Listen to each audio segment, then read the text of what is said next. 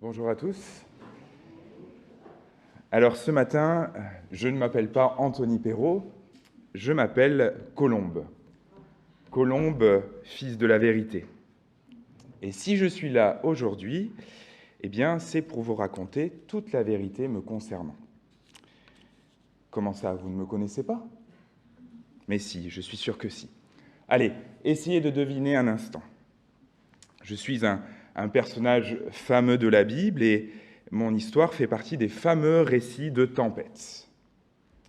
Alors non, je ne suis pas Jésus les enfants, non, je ne suis pas Noé.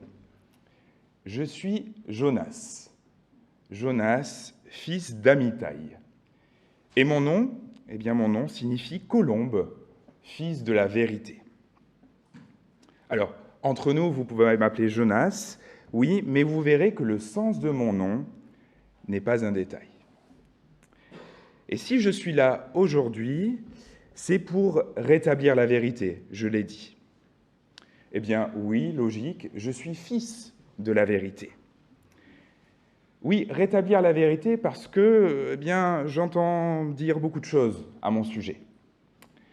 Certains disent que mon histoire est une fable, d'autres disent que j'ai été avalé par une baleine, d'autres encore disent que la prière que j'ai prononcée dans le ventre du grand poisson a été ajoutée après coup à mon histoire. Et avec tous ces débats, j'ai comme l'impression qu'on est passé à côté du sens même de toute mon histoire.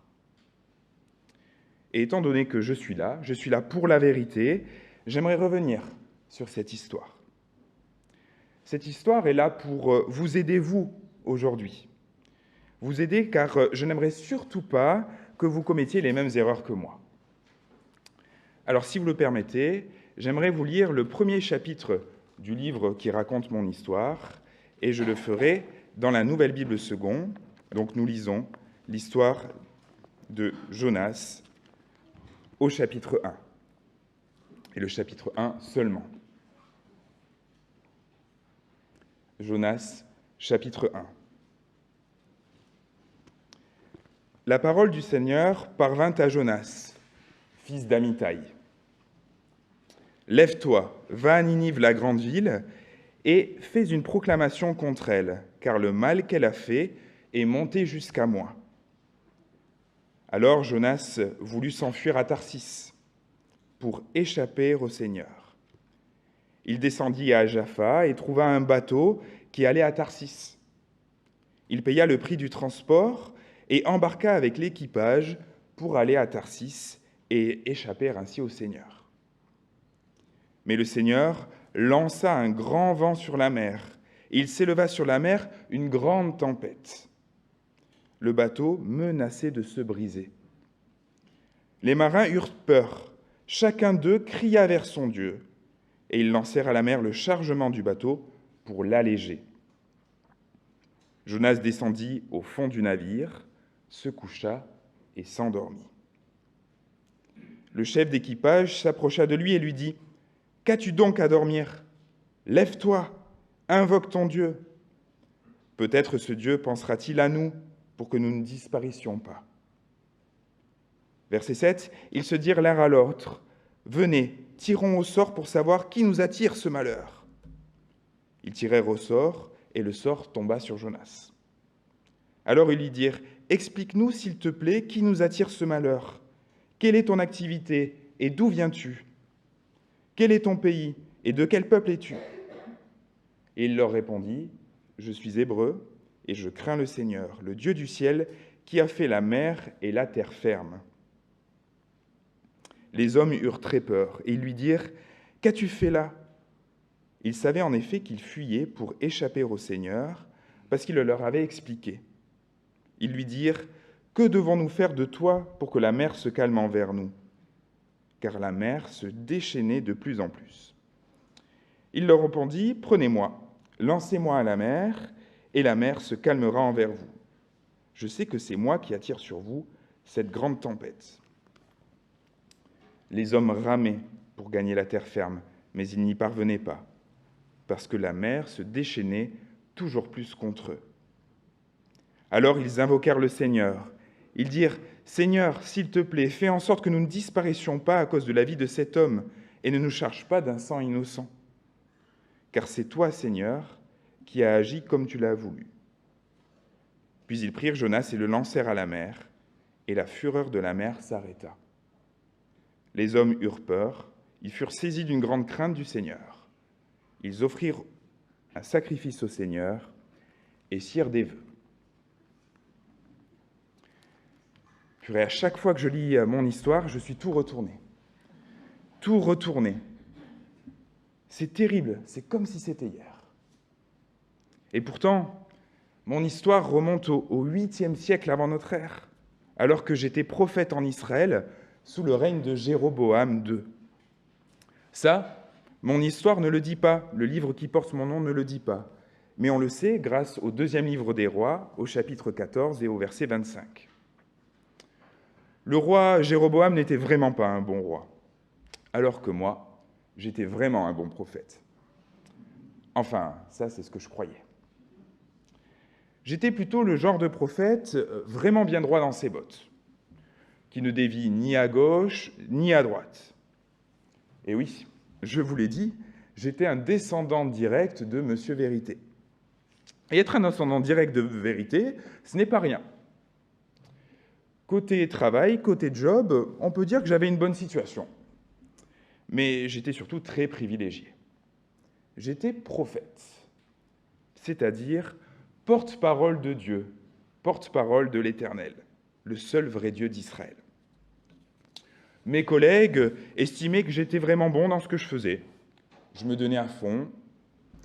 En tout cas, je ne voulais surtout pas être comme certains de mes collègues. Ces collègues que l'on appelle les faux prophètes. C'est le genre de prophète qui annonce quelque chose et qui ne se réalise pas.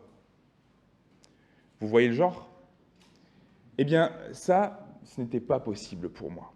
Surtout pas.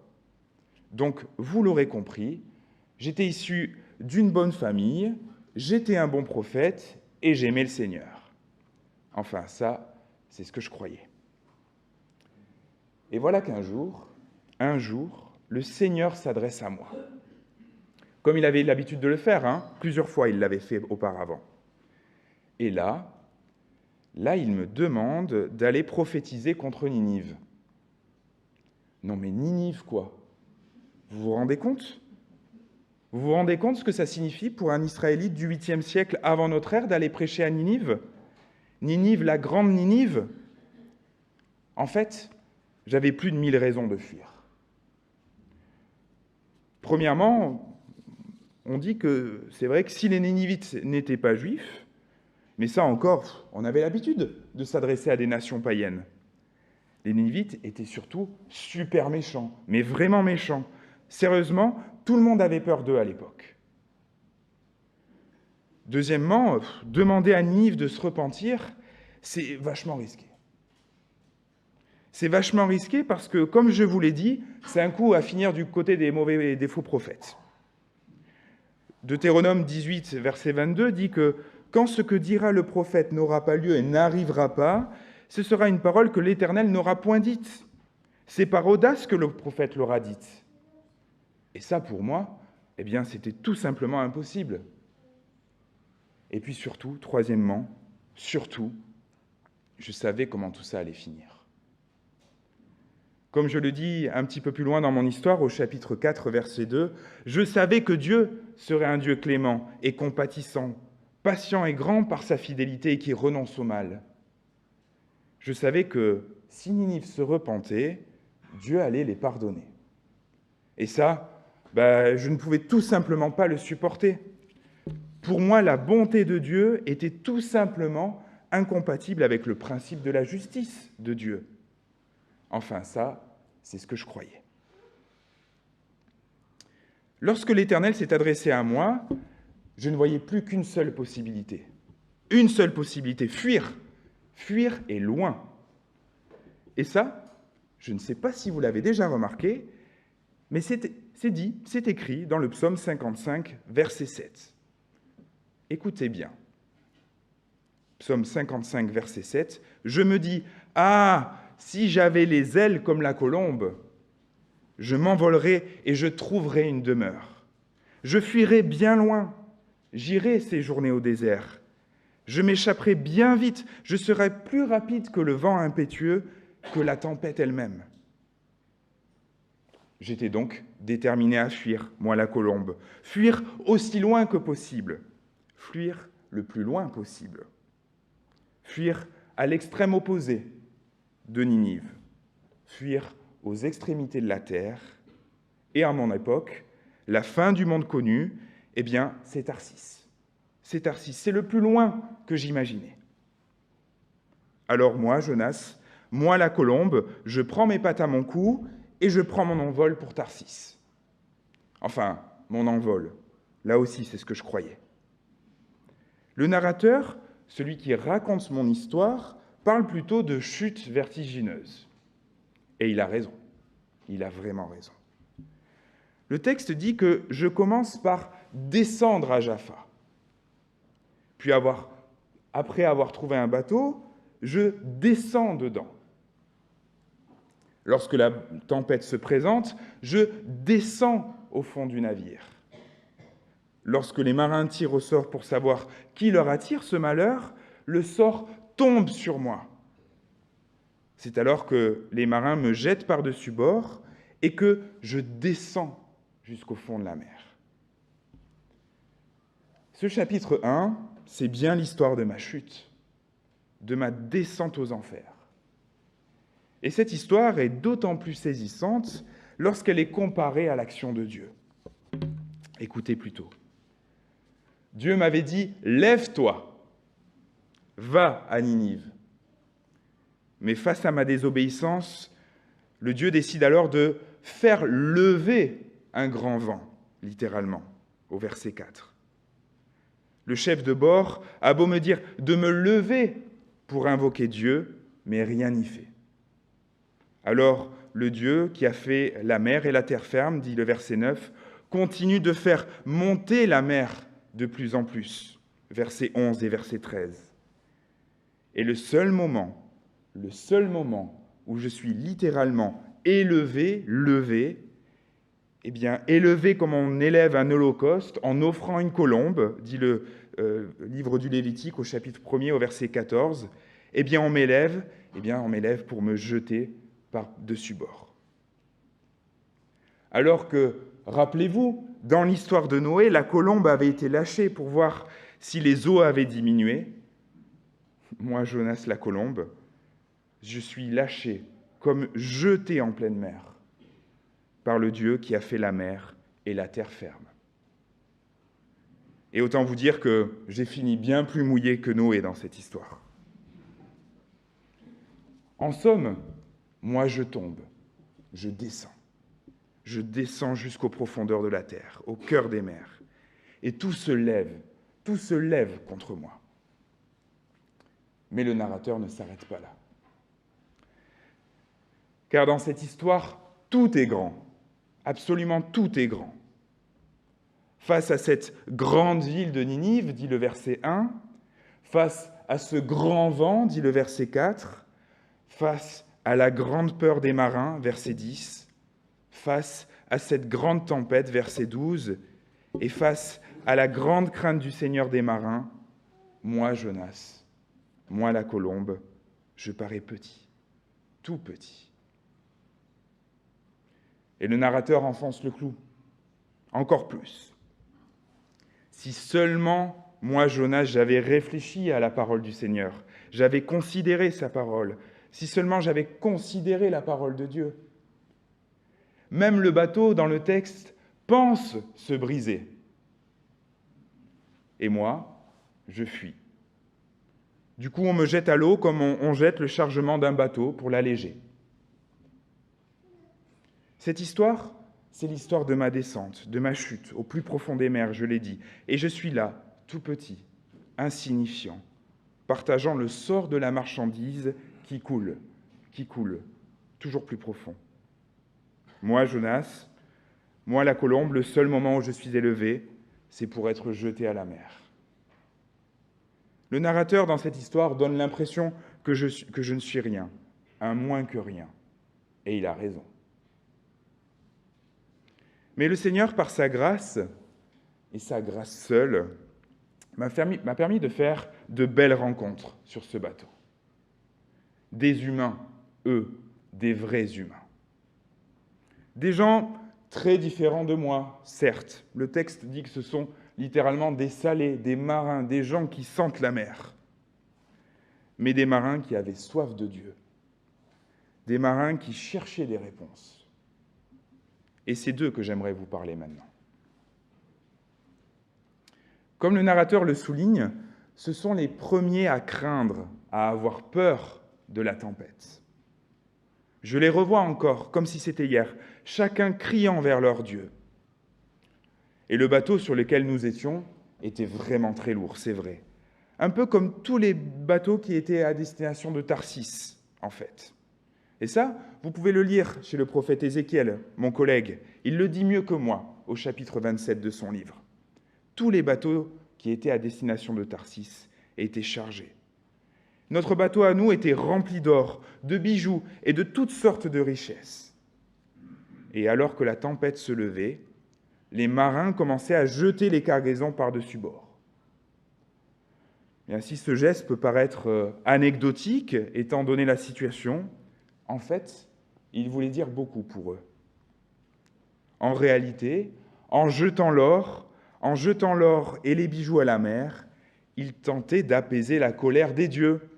Ils tentaient d'apaiser la colère des 3 dieux responsables de la tempête à l'époque. Baal-Shamen, Baal-Agmalagé et Baal-Tsaphon. Alors que ces marins cherchaient des solutions, se battaient avec la mer et leurs dieux, eh bien moi je me cachais. Je me cachais le plus loin possible de Dieu. Je dormais. Pour tout vous dire, j'étais là inerte, couché, quasiment comme mort. Cette mort à laquelle je pensais déjà. Je me rappelle que le capitaine lui-même était venu me trouver en me demandant d'invoquer mon Dieu. Mais j'étais resté là, silencieux, immobile. Après avoir fait tomber les sorts, ils étaient revenus nombreux cette fois pour m'adresser toute une série de questions. Ils cherchaient absolument à savoir qui nous attirait ce malheur. Et bien que le sort m'eût désigné, ils avaient bien compris que quelque chose de plus se jouait là. Les dieux de la tempête étaient censés être apaisés, mais il n'en était rien. Le sort m'avait désigné, mais la tempête continuait. Ils me demandèrent ensuite quelle était ma mission. Le mot qu'ils avaient employé montrait bien qu'ils avaient compris que j'étais un messager. Mais un messager de qui ? Un messager de quoi ? Un messager du mal lui-même. Et il continuait de m'harceler de questions. D'où viens-tu ? Quel est ton pays ? De quel peuple es-tu ? J'ai fini par craquer. Je leur ai tout raconté, absolument tout raconté. Je leur ai dit que j'étais un prophète hébreu et que le Seigneur m'avait envoyé à Ninive, mais que j'avais fui pour Tarsis. Je leur ai tout raconté, il fallait que ça sorte à un moment donné. Les questions de ces marins méritaient une réponse, non ? Comment rester muet plus longtemps ? Ils subissaient le châtiment que je méritais. C'était moi qui attirais sur eux la tempête. Et c'est pour cette raison que j'ai décidé de me sacrifier. Bon, entre nous, je savais que la mort était le seul moyen pour échapper à Dieu. Alors autant me jeter à l'eau. Mais là encore, j'ai été impressionné, j'ai été touché par les marins. Après leur avoir suggéré de me lancer à la mer, ils ont continué à ramer, pendant des heures et des heures. J'étais saisi par leur volonté de s'en sortir à tout prix de cette tempête. Mais rien à faire. La mer montait encore. Elle se déchaînait toujours plus contre eux, le texte dit. C'est comme si ce combat, c'était le leur, pas le mien. Et c'est alors que l'impensable se produit. Et non, je ne parle pas du grand poisson, et encore moins de la baleine. Les marins invoquèrent le Seigneur. Et pas Baal-Shamen, non, pas Baal-Shamen cette fois. Ils invoquèrent Yahweh. Yahweh, mon Dieu, le Dieu de toute la création. Et là, ils dirent, Seigneur, s'il te plaît, fais en sorte que nous ne disparaissions pas à cause de la vie de cet homme et ne nous charge pas d'un sang innocent. Eh bien oui, les marins étaient face à un grand dilemme.